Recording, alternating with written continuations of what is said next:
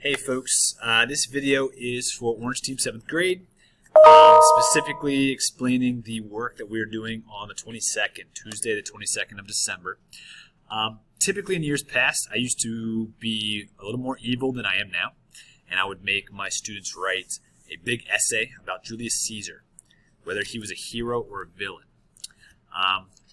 So either my heart is becoming softer and kinder, or maybe it is scheduling issues and the way that winter break fell this year. But regardless, we're not going to do the essay. But I am curious what you guys think, what evidence you have to back up your opinion on whether Caesar is a hero or a villain. And so what we're working on today, if you go to modules, go to week 18, lesson notes, and we scroll down to Tuesday.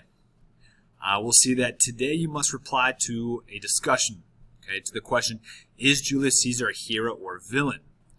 You have to answer that question by replying to the discussion. You must use at least 3 pieces of evidence from class. Now notice, folks, right here, I put the exhibits from the other day. I also put the Caesar slides that you can click on too. You can use those to help you.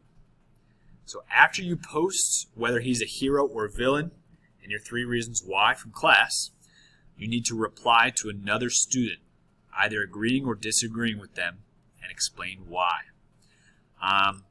Your replies must be appropriate.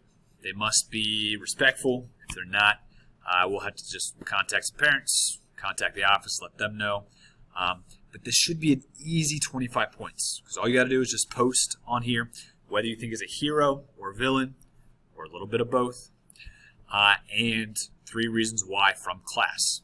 Once you've done that, reply to somebody else explaining why you agree or disagree, and you're all done.